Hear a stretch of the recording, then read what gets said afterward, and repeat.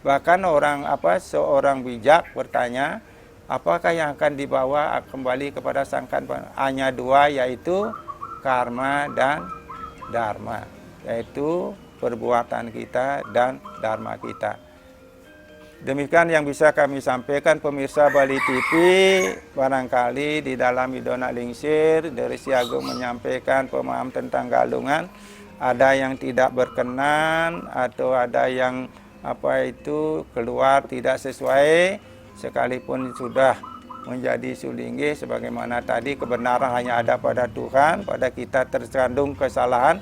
Idona Lingsir mohon maaf yang sebesarnya kepada umat Sendharma, dan kami ucapkan selamat menyambut Hari Raya Galung dan Kuning yang akan datang. Semoga kita mendapatkan berkah yang luar biasa dari beliau dengan melaksanakan kewajiban serado dan bakti, sehingga bukan aja kita, semua umat, karena sejatinya kita bersaudara dalam Weda Wasudewa Kutumbakang, dan alam semesta pun juga akan mendapat pencerahan atau mendapat kemuliaan dari Yang Widi, sehingga bisa memberikan kemakmuran kepada kita, dan kita pun harus menghindari perusakan terhadap alam lingkungan yang akan memberikan kebahagiaan kepada kita.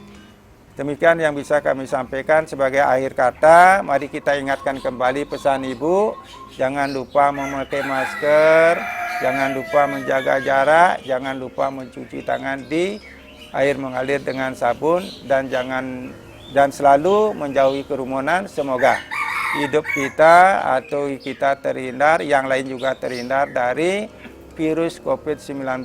Mudah-mudahan atas berkenan beliau, setelah galungan ini, besar harapan kita umat Hindu memohon kepada beliau agar COVID-19 yang mewabah di seluruh dunia akan segera berakhir, dan kita bisa menjalani kehidupan dengan normal kembali. Barangkali mungkin atau menawi wenten pitaken durus margyang menawi presido untuk nalingsir nyawis nalido nalingsir nyawis leantan penyang pukur rerah malering sumber-sumber lontar, karena banyak permasalahan di masyarakat yang perlu mendapatkan pemaham dari sulinggi. Sekalipun sulinggi, kita juga harus mengacu kepada aturan-aturan atau lontar-lontar yang ada. Untuk itu kami persilahkan kepada yang barangkali ingin bertanya atau sahur pitaken durusan. Saya kaping siki unik perayaan Hari Galung.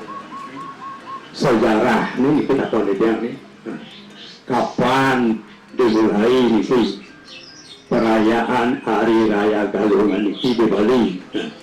Pada waktu pemerintahan Raja Siapa di samping itu, napi perayaan Hari Raya Galungan ini datangnya dari India, napi memang pemerintahan di Bali tur sampun menggah dikirim ke Kos Mahabharata, sang Pandawa dengan sang Kaurawa gitu.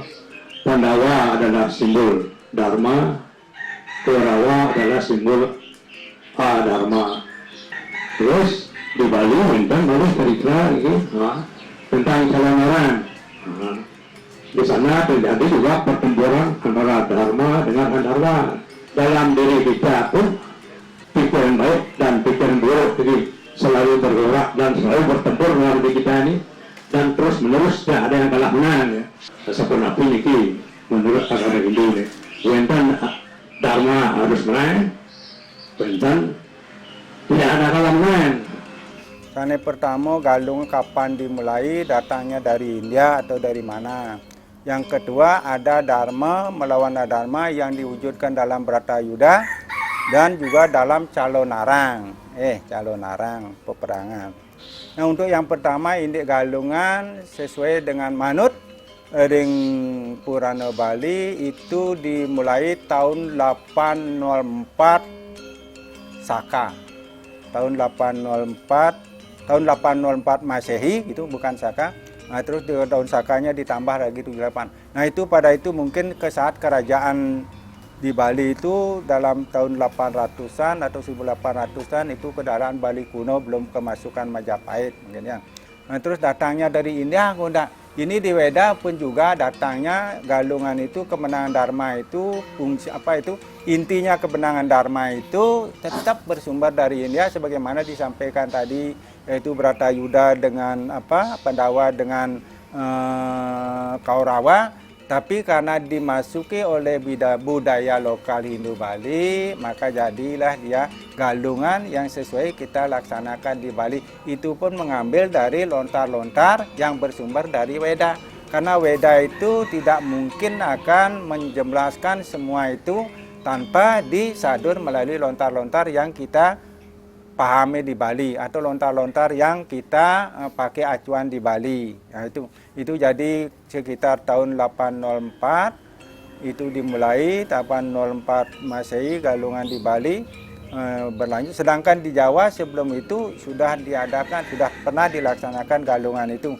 Tapi ada juga yang menyatakan dalam Purana itu ada setelah peperangan antara Mayodanawo dengan Indra itu ada ya. Jadi perlu kita cari sumber yang lebih kompeten, yang lebih dapat dipercaya untuk mencari keputusan seperti ini. Itu berdasarkan istilahnya berdasarkan cerita-cerita, jadi yang tidak tertulis. Jadi kita perlu mencari sumber yang betul-betul dapat dipercaya untuk galungan itu. Nah, jadi yang intinya sekarang apa yang sudah kita laksanakan sepanjang itu merupakan acara yang dijalani secara terus-menerus dan turun-menurun. Nah, itu kita lakukan sesuai dengan kebudayaan atau budaya yang kita anut di Bali. Nah, sedangkan kemenangan Dharma atas Adharma yang diwujudkan dalam yang simbolkan oleh Mahabharata, itulah sebenarnya bagaimana Adharma itu ingin menguasai, yaitu Duryodhana ingin memiliki, sedangkan Dharma yang Dharma Wangsa yang tidak ingin memiliki, antara kepemilikan dengan tidak kepemilikan terjadilah konflik ya. Jadi untuk memenangkan Dharma di sana sudah diberikan contoh seperti yang Idorisi sampaikan tadi, bagaimanapun sulitnya mempertahankan kebenaran itu dan muncul kebenaran pada akhirnya. Jadi Pancapono mengalami banyak kesulitan, pengusiran, cobaan, dan akhirnya dia menikmati kemenangan itu sendiri. Itu Bratayuda itu pun ada di dalam diri kita setiap hari. Ada rasa memiliki, ada rasa ego, ada rasa kelepasan. Ini tiap hari Bratayuda, tidak aja seperti dalam perang itu aja, tapi Bratayuda itu setiap hari berkonflik di dalam diri kita. Termasuk juga galungan kemenangan Dharma itu jangan kita rayakan 6 bulan sekali, setiap harilah kita harus menegakkan Dharma itu dalam diri kita sendiri. Jadi setiap hari jangan lupa kepada kebenaran, itulah yang akan mencapai tujuan kita. Nah, kalau calon narang puniki itu peperangan, tapi kalau kita lihat dari konteksnya Siwa Tatwa, itu sebenarnya bukan peperangan, itu istilahnya lulut asih sebenarnya itu, tapi di Bali dan di Jawa dijadikan peperangan antara kebenaran tidak kebenaran. Ceritanya begini, pada saat ada paruman para dewa di sorga, Dewi Uma yang saat itu kotor kain ingin menyaksikan paruman di sorga yang dipimpin oleh Dewa Siwa. Terus dia menganggap bahwa tidak ada seorang pun yang tahu bahwa dia kotor kain, tapi Siwa tahu segalanya. Akhirnya datang ke sana, akhirnya tercemarlah tempat paruman itu. Nah, setelah selesai paruman, Uma ditanya oleh suaminya Siwa, kamu itu membohongi, kamu sebenarnya kotor, kenapa kamu ke sana? Nah, setelah itu dikutuklah dia menjadi Durga. Dia harus menempati pengulunan setra di setra.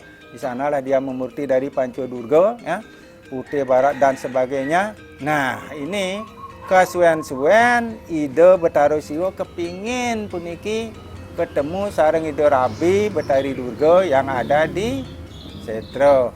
Kalau seandainya beliau berwujud Siwa datang ke setra, ya para dewa itu tahu dia, terus dicelemekin, wah Siwa ini mau ke kuburan mencari Dewi Durga, dia mau supaya itu Semaro.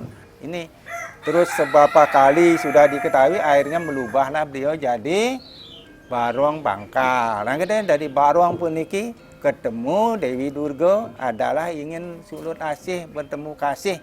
Nah di sanalah beliau sulut kasih. Nah inilah yang diimplementasikan dari Jawa, dijadikan calon arang pada zaman kerajaan Prabu Airlangga saat itu. Nah di sanalah Prabu Airlangga itu pun sejatinya Ranengdira itu tidak melakukan kejahatan, tapi karena dituduh oleh kerajaan akhirnya dia sekalianlah berbuat jahat. Nah gitu padahal intinya seperti itu.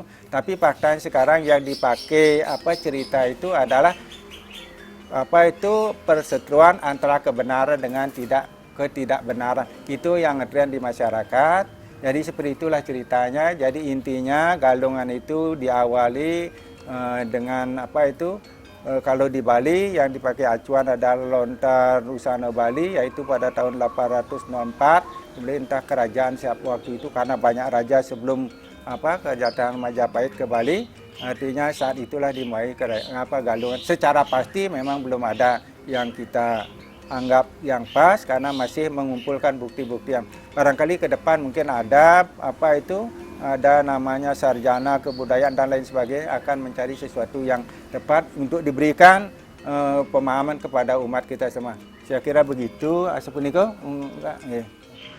yang mutaken dados ilit ngancok penjor ring sadereng Galungan. Asapunika taler ring wus rahina Galungan, ring rahim napi dados nyabut penjor sapunika. Ring nyabut penjor punika lantur kelino wus lino napi dados kehanyut napi kepenem asapunika. Sami pingkalih taler donasi tiang ini ketujuan makna penjor sapunapi taler wenten ring penjor napi wastane sangah ring dija dados ngayak mang ayabang panten ring sangah penjor sapunika. Kita ken pertama indik memenjor ring penampan Galungan. Dados memenjor sebelum Galungan. Ampun kenten nyabut penjor ring napi pemargi.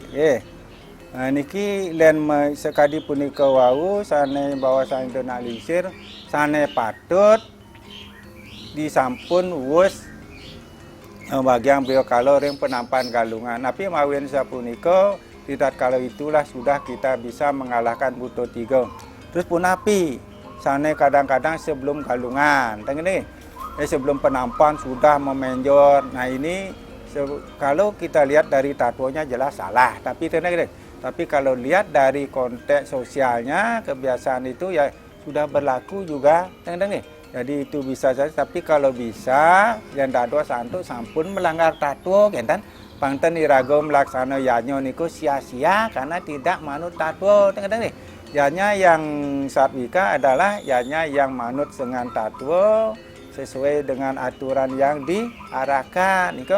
Jadi yang benar sebenarnya setelah irago wis Galungan wis mobil kalo wis mebat. Kalau sebelum Galungan belum penampan nancep penjor, padahal besoknya kita masih mekotor-kotor, masih menyembelih, masih mengucapkan darah di sekitar pekarangan. Niki padahal penjor itu seperti tadi malih bos maknanya kan di sana. Nah di sampun pancap kapan dicabut. Nah niki kadang-kadang di Indonesia memargi, kadang-kadang dimargi kanti liwat. Niki patutnya batasnya yaitu 60 hari, yaitu di Kelion pegat tuaan. Itu selesainya Galungan. Itu yang Indonesia bilang 60 hari dari Budo, dari Napi dan tumpak pengatak sampai pegat tua itu 60 hari. Dari tumpak pengatak ke Galungan 10 ke Galungan 25, dari Galung ke Kuningan 10 hari. Udah itu 35. Nah dari Kuningan ke Pegatuan 25 hari lagi, jadi 60 hari. Karena di sana terkandung makna sunyo 60. 6 itu adalah simbol Sardipu yang telah kita kembali, 0 itu ada nyunyo kembali. Nah niki setelah dicabut, tolong niki serana penjor itu dibakar, dimasukkan ke dalam bungkak nyo gading, sudah itu ditutup lagi, kalau bisa dipakaput pakai kain putih, ditanamlah di belakang surya. Kenapa? Karena ini adalah bahan material yang berasal dari Ibu Pertiwi. Mengiring waliang balik ke Ibu Pertiwi, ke Panco Mabuto. Niki, kecuali bambunya, mungkin bisa dipakai berikutnya. Nah, niko masalah penjor, nyabut penjor, nah, niki harus di daging canang tanding. Nah, niki makna penjor sekali sampun ide nak lisir sampaikan itu adalah simbol kemenangan dharma atas adharma, simbol kemakmuran. Tengah-tengah karena misi apa kemakmur, misi palo bungkah, palo gantung yang kita ambil dari apa yang kita tanam, apa yang kita petik itu. Tapi sekarang karena situasinya begini, kita tinggal membeli. Nah, itu ya sah-sah saja secara sosial. Tapi kita tidak ada waktu untuk menanam karena tanah sudah sempit. Mungkin kalau Pido kan punya kebun. Itu yang dikaitkan dengan pelestarian lingkungan, tumpuk bubuh. Terus ada sanggah. Nah, sanggahnya jelas ampun menghadap keluar. Karena dari pintu keluar itu kita menghadap ke hadapan pintu keluar kita, hijau pintu masuk ke dalam kita. Yang menerima itu adalah kita, war berkah daripada Ide Sang Hyang Widi. Nah, itu juga perlu kita pahami bersama. Kadang-kadang pelaksanaan di masyarakat ada yang berbeda, ada yang berbeda tidak sama karena sulit, karena ada sumber yang berbeda-beda. Sumber yang berbeda-beda yang akan yang dapat memberikan pemahaman yang berbeda pula. Tentang perbedaan ini yang tidak bisa ketemu, Menawi Jasa juga mengambil, kalau ada perbedaan di dalam menyelesaikan sesuatu, ambillah yang termudah. Yang termudah diberikan sekalipun niko wau kembali ke Atmanasuti. Sereg kayun niko jeung niko anggen. Yang penting tulus ikhlas niko kuncinya. Amun niko tu aja. Aturang titiang nagari dana lisir indek sugian Jawa. Pangipitiang dari masyarakat kocak niki menawi niki bukan doang napi yang tanimnya kocak kebawas anak sugian Jawa niko wonten masyarakat sane berasal dari Majapahit memargiang upacara sugian Jawa ngararis wonten Morobau. Sapunika bayar wonten masyarakat berasal dari Bali Munong memargiang napu wonten sugian Bali utawi Mararabu. Mungkin pernah kita ngajari ide nak lisir mangga mupiko suksumani. Nah, suksumani sugian Jawa, nah suksumani sugian Bali. Niki wenten pitaken indik pemargi sugian Jawa lan sugian Bali. Sekadi bos nalingsir wau, sugian Jawa adalah proses penyucian Bano Agung. Sake wonten ring Bali wenten pemahaman bahwa sugian Jawa itu adalah sugian bagi orang-orang Bali yang datang dari Jawa. Sedangkan sugian Bali adalah sugian bagi orang Bali kuno. Nah, sejatinya puniki kalau di Bali niku kan wenten tiga. Bali Ago, Bali kuno, Bali Ago yaitu Bali yang aslinya, pertama sebelum Majapahit. Sudah itu ada Bali Mula, yaitu Bali yang datang dari Jawa tapi yang yang tinggal di tempat-tempat perkotaan. Nah, ini disebut Bali Mula. Sedangkan Bali kuno adalah Bali yang tinggal di di luar perkotaan itu. Nah, jadi tentang Sugi Jawa ini sebagaimana kita paham di Bali bahwa orang Bali itu tidak mengenal lain kecuali Jawa. Asal bu sing uling Bali jeung Jawa bu padahal dia dari Kalimantan dibilang Jawa. Nah, itu kuncinya. So, di luar dari badannya dia di luar dari dirinya itu disebut Jawa.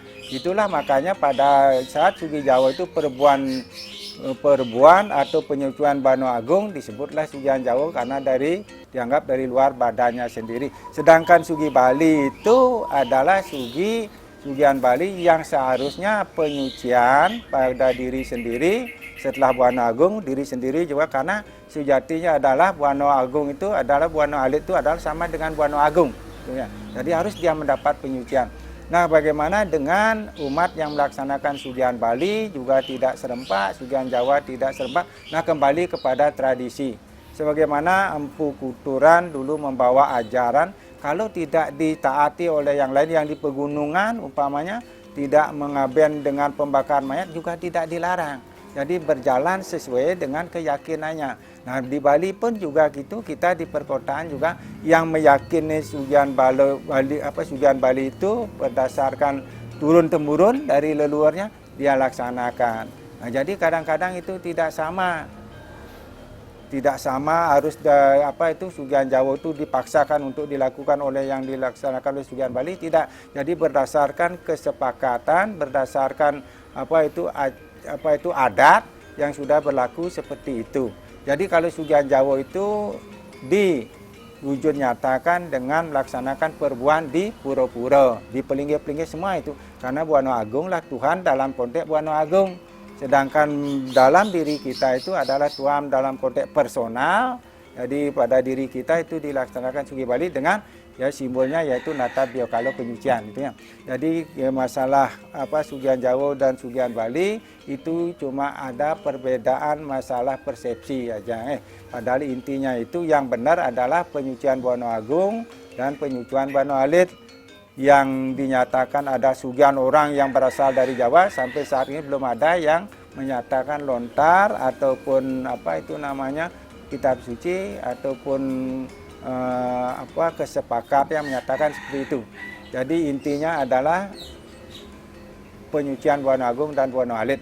Cuma kadang-kadang pelaksananya itu yang masing-masing tempat berbeda disesuaikan dengan upakara yang diseto Madya Utama. Itu aja kuncinya. Barangkali seperti itu rumahku. Pemirsa Bali TV, setelah tadi ada pertanyaan, barangkali juga pertanyaan itu berkaitan dengan rentetan upacara galungan, tapi tidak bisa karena tidak ada acuan yang jelas. Jadi pertanyaan itu mungkin aja belum bisa kita pastikan benar dan salah karena itu menyangkut tradisi. Kita tidak boleh mencampuri karena dalam konsep Hindu ada yang dinamakan Catur Destra, ada Sastra Destra, ada Kuno Destra, ada Loko Destra, ada Desa Destra, itu semua berlaku itu. Jadi kita tidak boleh mungkin dari desa satu dengan lain itu berbeda dan kadang-kadang dari banjar dalam satu desa berbeda. Jadi biarkan berkembang sebagai kekayaan budaya, kekayaan lokal. Jadi yang intinya adalah galungan itu adalah kita melaksanakan upacara menghormati, menghargai atau memperjuangkan dharma untuk mengalahkan dharma. Dan melalui kemenangan dharma itu kita harapkan kehidupan kita ini akan lebih baik, lebih memuliakan hidup kita ini untuk mencapai kesejahteraan lahir dan batin. Saya kira demikian yang bisa kami sampaikan, dan kepada segenap pemirsa Bali TV kami ucapkan selamat sekali lagi menyambut Hari Raya Galungan yang akan datang. Semoga kita diberkahi keselamatan, kerahayuan, dan kesejahteraan. Sebagai akhir dari kata-kata Donak Lingsir, Dori Siagung, mari kita tutup untuk para Mosanti. Om Santi, Santi, Santi, Om. Terima kasih.